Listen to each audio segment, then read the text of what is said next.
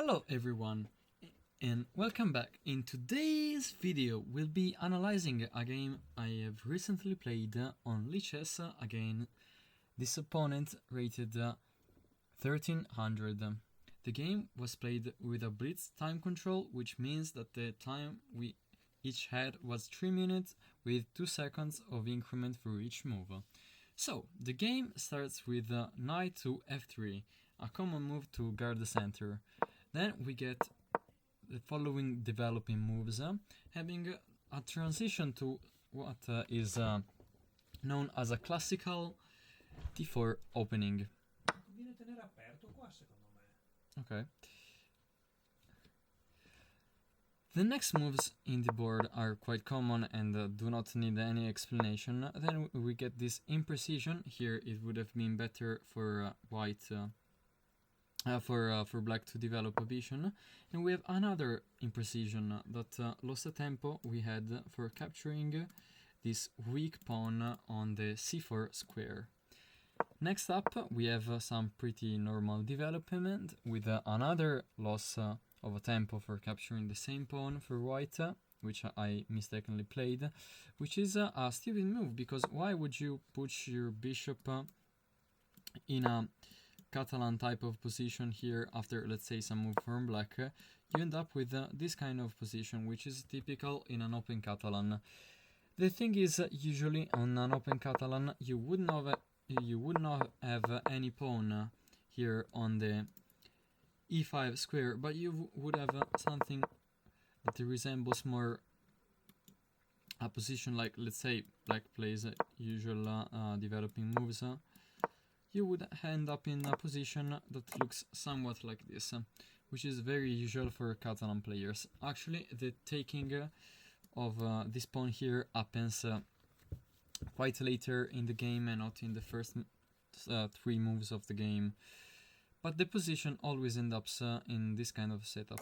So we avoided this setup completely and we went instead in this type of position, which is positionally incorrect for white, because after having pushed e4, the only logical move is to capture back the pawn that you have here with this strong beautiful diagonal for white's bishop. But this doesn't happen in the game, so we have instead this type of position. Of course, black threatens with a pin our knight, and we of course block it back with our bishop, normal moves. Then black castles, and we take the pawn finally. After many moves, we finally decide to take the pawn. We have this move that black played for preparing, sorry, not this one, but preparing this push to kick away our bishop, which you will see happened in a few moves. And we do kind of the same thing, except that we have a tempo more than our opponent does. So the bishop of the opponent has to either go back, which is the wrong decision, or capture the knight. Now, capturing the knight would have been better for black, probably because of some engine stuff that I will not explain in today's video. You see, after this one you will put your bishop aside, and this is fine. It's kind of equal of a position. You have pretty huge winnings, pretty high drawing chances for each opponent, and a very balanced position for a middle game. But this didn't happen. So what we have instead is that black's bishop goes the other way, and of course now after castles and they kick away our bishop, now this bishop imprecisely goes here. The reason why I put this bishop here is because I like this diagonal very much with this weak pawn on the black's castle. Also because I have 1, 2, 3, 4 pieces that are going to jump in and become a huge threat for black's king. So what we do now next is that of course black loses an opportunity and to defend themselves with this move that would have been the correct one, which is pawn here, which actually the idea of pawn to f5 is to stop and block this diagonal. white here can still recapture back, but the position is still equal because now the knight will jump back and defend the pawn, so we have pretty good chances for black. Although white, I would say, have a slight advantage because of this isolated pawn that will become a liability for the black pieces later in the game. We could, for example, throw in a rook and threaten this pawn, but you also have this pawn, the same for white, that is also a weakness. So, back to the actual game. We play bishop to d3, and here, as I said, I mistook I didn't see this move. Actually, I considered it, but I didn't play it on the game because those are not common moves. The correct move here would have been to sack the bishop,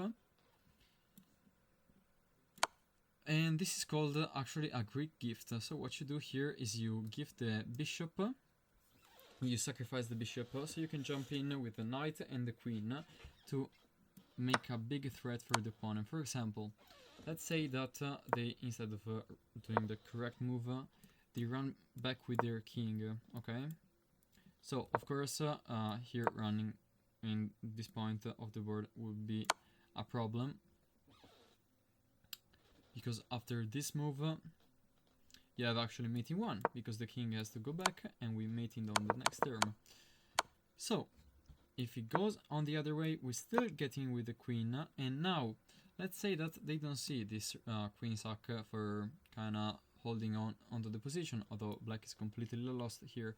Let's say they instead go here with the rook, which is a pretty common defensive move you see on black's turn to give some room for escape eventually for the black's kings. Actually, this doesn't work because you unleash mating 5.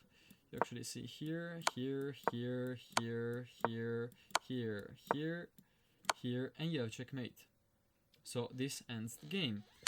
So again, back to the original game. We have this position, no, too far ahead. We have this position, and let's say I did actually get the Greek gift. Black captures, of course, because the bishop is free, although and it's also check. So we jump in with the knight. Let's say black runs in skin. Then we also will get a chance of winning new material from this position here, and black's king is really weak, and black will have a very hard time playing along in this position. Here the engine is suggesting to go for some en passant here with check, forcing the king closer to the center of the board and letting our pieces get in. For example, here we get a nice fork, but we also have a check. We have many opportunity. You see here with this fork you win the quality, but the engine doesn't like this move actually. Whatever, engine stuff, I'm not an engine, so the engine suggests this move. I'm not gonna cover this variation. Going back to the actual game, you see here I thought this pawn was weak, so I decided to instead protect it with the bishop, which is actually incorrect, and we just saw why. So now they decide to still capture this this bishop, and now you could ask, let's say that black plays yes, is here the Greek gift still available for white? And no, the answer is no, because we don't have anymore a bishop guarding the g5 square for the knight to jump in. So after king takes and knight check, the bishop eats the knight, and we are completely fucked, and black wins the game. So back to the actual game. What instead happened is that after of course after the capture of the black bishop by the knight, we recapture with the pawn, and now we have a nice center here in the middle of the board where our pawns are connected together blocking this bishop that has no scope whatsoever, and also this knight cannot go anywhere. So here black is kinda in a bad position because they have 3 pieces that are doing nothing. So white instead has a big advantage, and you will see that these 4 pieces have now a big chance of going into an attack towards black's king. Very difficult to play by black, this position.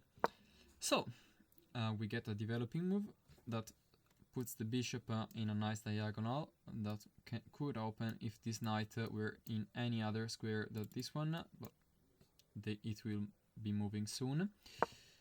And actually, you see, I did a mistake here, although the engine says it's a mistake. I don't consider that part of a mistake, because the idea of pawn h4 is to have a protector for this square here, which is the square for the knight here on g5, to help coordinate an attack to black's king. But actually, what would have been better would have been still the same idea of going for this pawn, but actually going with the queen here to connect the 2 rooks and still put pressure on black's king. This didn't happen, so we have a development of the position, and actually here the move knight to e7 is a huge mistake. We will now see shortly why. Because of course we have a tempo to jump in with the knight, following the idea we have said previously, and also this blocks the queen from actually, the queen right now could not help defend. But let's say that the pawn was not on h4, the queen would have helped hold on onto the position. So what happens now is very critical, because in this position they play pawn to h6. Now I came here with the queen, which is considered a huge blunder. But the idea of bringing the queen closer is that the queen here prevents the knight from being captured, or at least it delays that move. The idea is that if blacks, let's say, were to take, then queen here would have been checkmate. So the knight cannot be captured. So what black should have done here was to fork.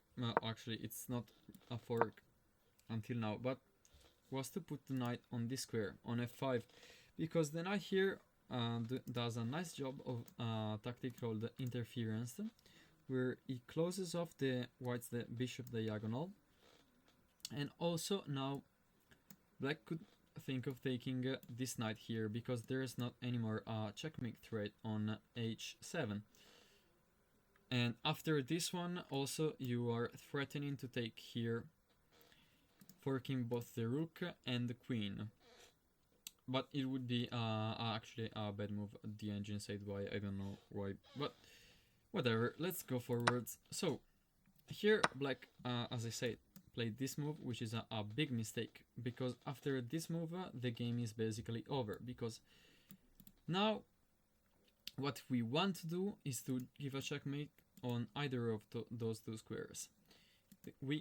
Black's king is very weak, and we see an issue in this moment. So we decide to jump in with the knight, because after, let's say, rook takes, the queen gets in. This is a very critical position, because black king is forced to move to the corner of the board, and this is a very critical position to play, because we have a very active bishop, a very active rook, that both will be marching on top of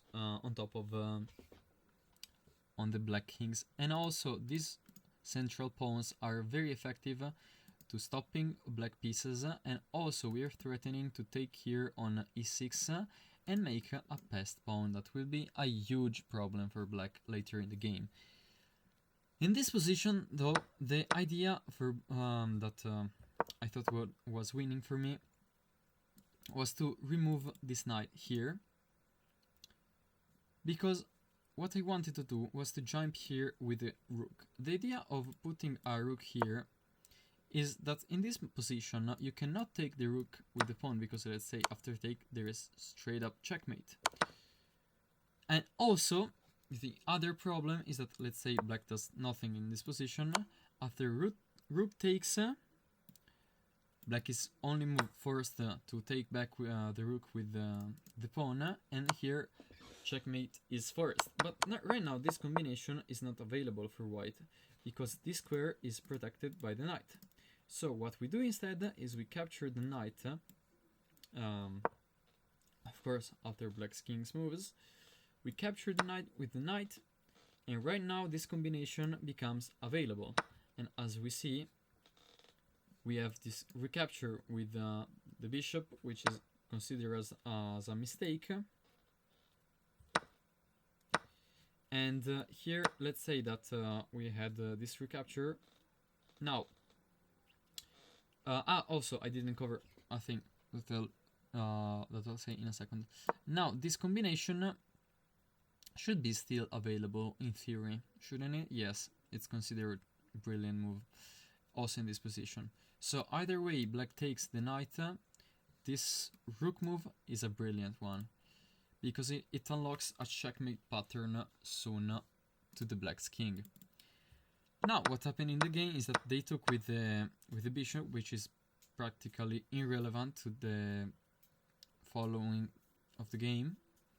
And after this move, I hit them with a sacrifice. Oh, sorry. Let's say in Gotham terms. And in this position, white sacrifices the rook! After rook f6, the position for black is basically over, because let's say they take with the queen. Okay, we capture back with the pawn, and now white is winning, because they are queen, bishop, and rook after against rook, bishop, and bishop. So white is basically has a queen for a bishop, and also checkmate is unavoidable, because this pawn is very weak, and it's making also a checkmate threat here on g7. So they cannot take with the queen. They cannot even take with the pawn, because after they take with the pawn, we have this checkmate threat here on h7. So what they did instead was to bring the queen closer, but this is actually a mistake, because it forces a checkmate for white, because after this move here, we have the second brilliant move of the game, which is rook to h7, a second sacrifice of the rook, and we have after this move here, the brilliant, well, of course, after this move here, the rook here is the brilliant move, I should say. After this move here, the only move for black left is to recapture the rook with the pawn, but after this recapture, we get a brilliant checkmate here on the corner of the board. And this is how this game developed. Thank you for watching.